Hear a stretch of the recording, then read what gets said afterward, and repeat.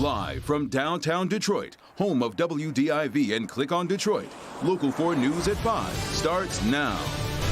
COVID-19 vaccines for kids now open in Detroit and all across Metro Detroit. Next, we're going to hear from parents about what went into their decision making when it comes to their kids.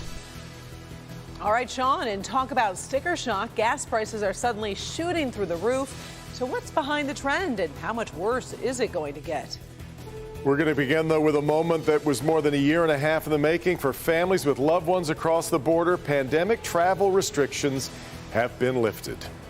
Vaccinated travelers can now come here to the U.S., but Canadians will need a negative COVID PCR test before they can go back. A price, though, that many are willing to pay after being separated from family for so long. We get to Priya Mann live at the Ambassador Bridge with what has been, I think, an exciting day for many, Priya. Oh, that's right. You know, so many were eager just to cross. They did not want to pause to talk to us. They just wanted to hit the road, crisscrossing the country to see loved ones or get to Florida. Here at the Ambassador Bridge, there has been a steady stream of traffic. We've seen a lot of RVs, a lot of campers, folks just thankful they can cross into the U.S. We were listening to the news, hoping it would happen. These Canadian snowbirds were over the moon to be crossing the Ambassador Bridge again. Oh, I was pretty excited. I was happy. It was a long wait. After the pandemic forced a historic closure on Monday, the U.S. finally reopened its borders for non-essential travel. It was like, excellent and marvelous feelings because after 18 months and we couldn't see her. The Toronto family is on their way to Chicago to visit loved ones for the first time since the borders closed. I have a family over there. I cannot see them. My mom, she is not well. My brother is there. My sister is there. So I'm very excited to see them today now. Many had the same idea. This is time-lapse video of the Detroit-Windsor Tunnel Monday morning. That's a good news for us. That's why the first thing we have to cross now. The Wong family is driving to Atlanta, the car packed with their son's belongings. But they're frustrated with the expensive PCR tests required to go back to Canada. I wouldn't pay $400 just for both of us. But because you're helping your son, you're doing it. Yeah, we have to, that's why. Yeah. For a good purpose. To enter a U.S. land border, visitors must have their travel documents and proof they're vaccinated. The real big difference now is just that testing to your vaccination status, because anyone who's coming here for non-essential purposes would need to be demonstrate their vaccination. I think that most people hope this is the beginning of going back to normal, right? Just having freedom to come and go. Now, in order to cross, you have to be fully inoculated. So that means 2 weeks past the second dose of Pfizer or Moderna, or 2 weeks past the single-dose J&J vaccine. Now, the AstraZeneca dose, which is not approved in the U.S., will be allowed for you to enter the country. The CDC also revising its guidelines for mixed doses. That's obviously relevant to a lot of our Canadian neighbors, so you will also be allowed to cross. The most important thing, make sure you have your travel documents and proof that you have the COVID-19 vaccine. Reporting live tonight from the Ambassador Bridge, I'm Priya Mann, Local 4. Priya, we should probably talk about kids here, too, since the Pfizer vaccine was just authorized. Yeah, that's right. So at this point, children under 18 are exempt from those vaccine requirements. Of course, that could change, and we will keep you updated. Let's head back to you. All right, Priya. Well, let's check out the coronavirus numbers for Michigan from over the weekend. The state reporting 8,911 new cases over the past 3 days. So the average there under 3,000 a day, 2,900 in fact. That's much lower than Friday's numbers, though it helps to keep in mind testing does slow down on the weekend. So we'll see if it holds up. 47 more deaths have been reported over the same 3-day period. The 7-day moving average gives us a more true sense of where things stand, and you can see it is steadily rising. 3 weeks ago, we were averaging 3,200 cases per day. Today, that number is up to over 4,100. Michigan is tracking coronavirus outbreaks in schools across the state, of course, and we just got an update in the newsroom. Here's where things stand on that front. There are currently 104 new COVID-19 outbreaks in schools. Cases in schools, as we've explained, are considered an outbreak when there are 3 or more cases among kids from different households that may have stemmed from shared exposure on school grounds. We've got a complete list of the impacted schools at clickondetroit.com. It is all systems go in the city of Detroit today as the city began administering those first doses to young children. And they're trying to make it as easy as possible with after-school appointment slots and Saturdays as well. Sean Lay live at the Northwest Activity Center on Myers, where shots have been going into arms. Sean. really quickly, too. A lot is happening out here, Karen. It's a short walk from the Northwest Activity Center parking lot right up this ramp to through the doors where children are now getting those COVID vaccination shots. And a lot of parents we're talking to, they see this ramp as really a pathway to hope. Was it an easy decision or a tough decision to make? It was easy for me. Why? Because I got mine and my daughter got hers, and I don't want to spread the COVID. Mom, Marette Hall, and her 7-year-old son, Jordan, have the first appointment for a COVID-19 vaccination shot for children ages 5 to 11 here at the Northwest Activity Center.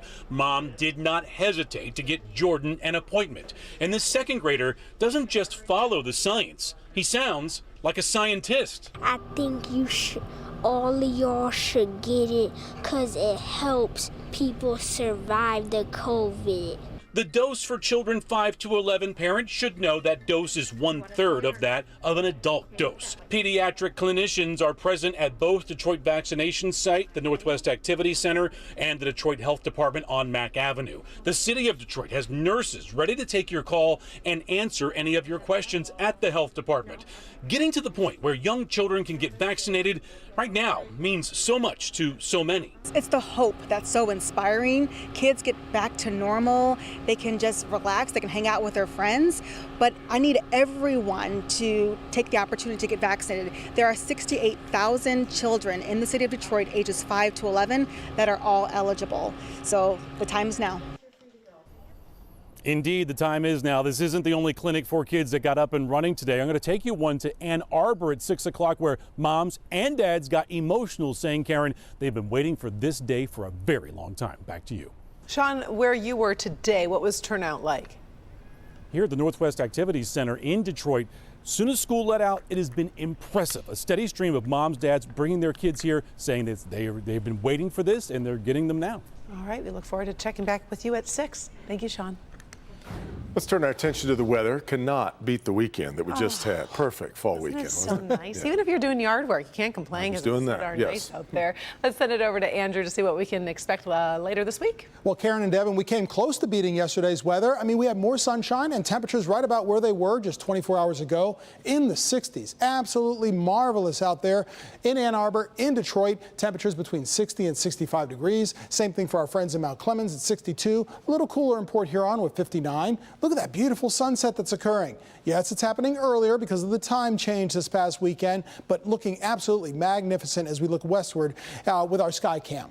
Under blue skies or clear skies, we're looking at 63 degrees over at Metro Airport. Sunset in just a few moments here, just right around 5:15. Wind out of the southwest at around 14 miles per hour. After the sun sets, it gets cooler, not much colder, in the cool 50s, including low 50s when he joins tonight at 11 and midnight. What about temperatures overnight? That and your 7-day forecast coming up. All right. Thank you very much, Andrew. Well, if you had to fill up, and I did this morning, at a low price of $62, I was freaking out. Yes, it was horrible. indeed. It was not, I knew it was going up, but. It's been hard to miss for a lot of people. Gas prices way up over the past few weeks. The average price of a gallon, regular right now, $3.43 a gallon, 17 cents more than this time last month. Should have made that trip last month, I guess. I guess I could have. No, $1.43 more than the same time last year. So a really big jump from a year ago. Victor Williams has a look at what's behind it. We'll talk about being under pressure while at the gas pump. We all know just how much of a headache these rising gas prices are, but some drivers are saying it's starting to feel like the numbers just won't stop rolling. Tearing the hole in my pockets. Seems like everywhere you turn, gas prices are soaring through the roof. It just don't make no sense. Yeah, it should be way cheaper. It's a frustrating time for drivers like Ahmad Trailer, who has to fill up his Porsche once a week. Today it took $70 worth of premium gas to do the job. That's about $280 a month. It's outrageous, man. It takes so much to fill up this Porsche already. Similar story for Shatina Bradford, who has to use diesel for her car. I had to literally search for cheap gas. Last year around this time, gas was significantly cheaper. As of now, the national average is $3.42 for a regular gallon of gas. According to AAA, last year it was $2.11. It's always a hassle when prices go up. Elvis Jones Jr. says he's seen and felt the increase firsthand. basically out my budget. My gas went from 30 to $100 a week to $200 a week. But he realizes either way he's going to have to pay regardless to get from point A to point B. We need it. I mean, like I said, if you don't make it work, then everything else is open. And the hope is that these prices will go back down, but it's not hard to see the trend. Literally everything is going up, unfortunately, at this point in time. Victor Williams, Local. Some kind of jump. All right, Victor. Well, an all clear is given to the people of Flat Rock after a gas leak at the nearby Ford plant prompted evacuations back in August. The Wayne County Health Department and Michigan Department of Health and Human Services say they have reviewed samples and confirmed that the gas leak is no longer a threat to the air, inside homes, and businesses. While most residents who were evacuated went home in late September, a small number of homes were not yet cleared, including one final home. That house was cleared last week.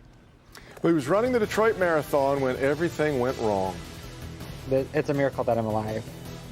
New tonight, what he has to say to the people that stepped in and saved his life. Jay.